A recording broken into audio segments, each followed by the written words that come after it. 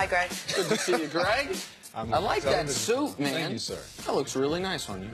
I apologize, Greg. I made a disparaging golf comment because I'm not a big golfer, and you are a very big golfer. You come to New York, you spend a lot of time golfing. I respect your the hobbies, the little things you like to do in your free time. The little things. That was not what we were laughing at, Jenna. We'll tell you off the air what we were laughing at. It wasn't your disrespect of golf. Don't worry about that. Don't worry about that, Jenna. We'll tell you later. All right, let's talk some football, Greg, because that's a lane I do know about. New Orleans Saints running back Mark Ingram has been suspended 4 games for violating the NFL's performance-enhancing drug policy.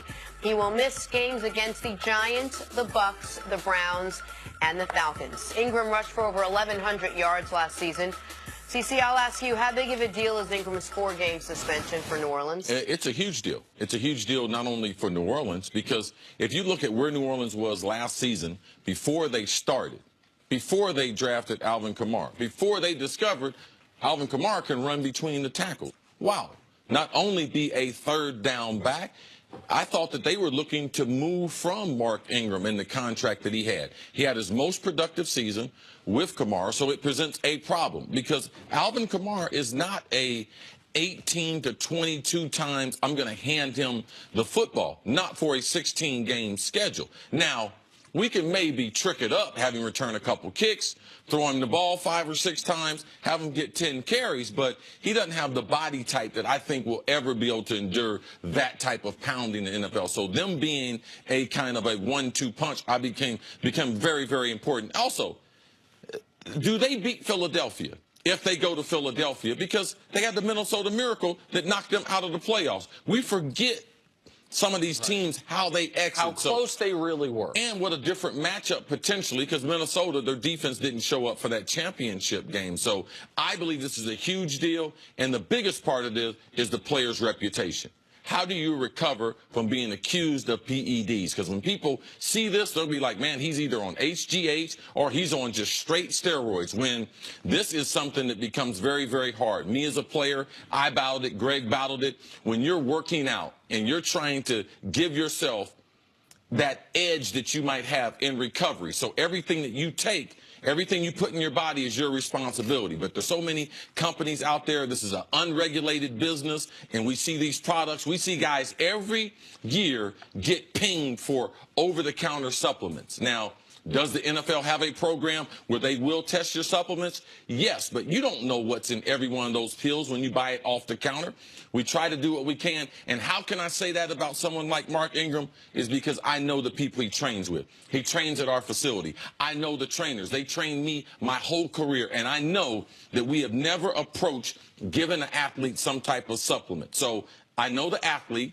I know the people he trains with, and it also speaks to the lack of regulation that we have in that business, that players get suspended, and it's hard to repair your reputation, Greg, once you have the PDE label on you.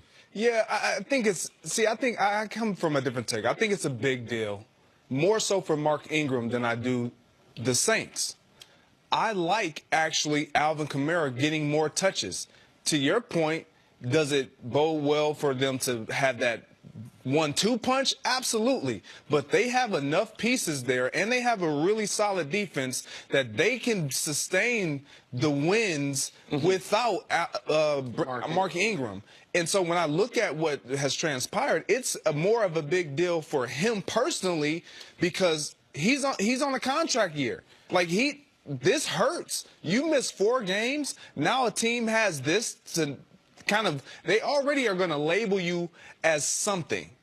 You just add it to that. And even, Greg, I mean, even if they believe him, right? Even if he says, listen, it was not steroids, it was not HGH, it was an accident. Even if they believe him, they have the specter of, well, you make that mistake again, it's a year. Absolutely. Even if they think it was well-intentioned, right? That you weren't trying to cheat. Intent doesn't matter in this case. And a second one of these, you're out of season. Without question. And again, I'm going back to Alvin Kamara. I think he is the more dynamic of the two. Yes. And if they had lost Alvin Kamara for 4 games, then it would be a bigger deal for me because he's a part of their passing game as well as their running game. And they're looking to him as their future as opposed to Mark Ingram. Is it not true they were looking at trading Mark Ingram? Well, because Mark Ingram, and this is poor timing for him, he wanted a contract extension before this. It's the reason why, reportedly, he hasn't been a part of their offseason program. He's only scheduled to make $4 million this year. Now that's $3 million, by the way, because you're missing a quarter of the season's paychecks. And he evidently, reportedly, still wants a contract extension despite this. So I think one of the reasons they were looking to trade him was because he was disgruntled, because he wanted more money. I'm going to split the baby a little bit between the two of you on this. I think Kamara is the more dynamic player. I also think Alvin Kamara's 6 yards per carry last year were inflated because Mark Ingram was wearing the defenses down. I think Mark Ingram can hit you, and then Alvin Kamara can come in and hit a home run on you. Change the pace. Change the pace. I think it is harder. I think Alvin Kamara's job in year 2 just got a lot harder for the first quarter of the season. Yeah, I think the conversation is totally different if we're talking about the Saints have traded Mark Ingram. Alvin Kamara, is he a featured running back? But it's not. It's only a 4-game suspension. Right. So I can understand where Greg is coming from. It's only 4 weeks, and it's the first 4 weeks. So Sean Payton, can he come up with a game plan 4 weeks? Yeah, he's the one that came up with the game plan that let them know that Adrian Peterson, he wasn't useful here. I can put these two guys in the same backfield, in the same room, and get productivity. 1,500 yards total scrimmage from both running backs, which led them both being selected to the Pro Bowl. I want to ask you a question, Greg, because I forgot which player it was, but when we talked about a PED suspension a while ago, CeCe was very passionate about it and very adamant about cheating the game and about unfairness to other players in the league who try to do it the right way. Antonio Gates. There you go. That's exactly what it was. Thank you. I couldn't remember who it was. I know from talking to Cris, because he's known Mark Ingram for so long, about the way he's regarded across the league, right? I agree the team might use it against him. What does this do, in your eyes, to his rep amongst the other players? Do they give him the benefit of the doubt, tainted supplement, incorrect supplement, or do they look at him differently now, other players? Honestly, you look at a guy differently. I don't care who it is. When you have been labeled as a cheater, quote unquote, in a league that is high strung and high competitive, it's almost as though we've never been on the same playing field. You've been kind of enhancing your opportunity, your abilities, because of some substance. So for me, I've never had a tolerance for it. I've disliked. I look at Sean Merriman. When I look at Sean Merriman and all the things that he was able to do, and I point him out because I was with him a few weeks ago, it puts a knock on what you were able to do, because I don't know how much that helped you. I don't know. And then when you're off of it, you fall off.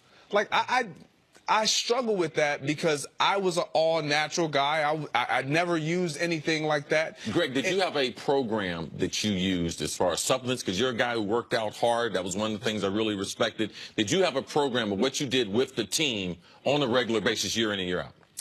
I did, but I typically did my own program more than I did the team's program, because I knew what I needed for me. And you know this. Yes. When you're working out with the team, it's more of a generalized system. Yeah, it's not sport-specific for what you do for your position. And so I think when you're trying to take your game to the next level and you're an elite player, you have to you know this as a trainer, as a workout just nut, you have to tailor what you do for you to get the best results for you. One thing, I was very fortunate because Dr. Lombardo, he ran a lot for Ohio State as one of their doctors. He was involved with the NFL with their supplement program. I would send my supplements to him. They would test the supplements, send me back the results, and let me know it was clear to be able to take everything in that bottle. Right, and the only problem with doing your own program is if you are going to put yourself on your own supplements, which you're seemingly innocent because they're over-the-counter or whatever it is, you run the risk of something not matching up with what the NFL, and that's 4 games. And that is detrimental to you and to your team. All right, Greg, we'll see you a little bit later in the show. Coming up, how much did Chris Paul impact his legacy last night? That's next on First Things First. Everyone wants to be known as all natural like you, Jenna. Just all natural.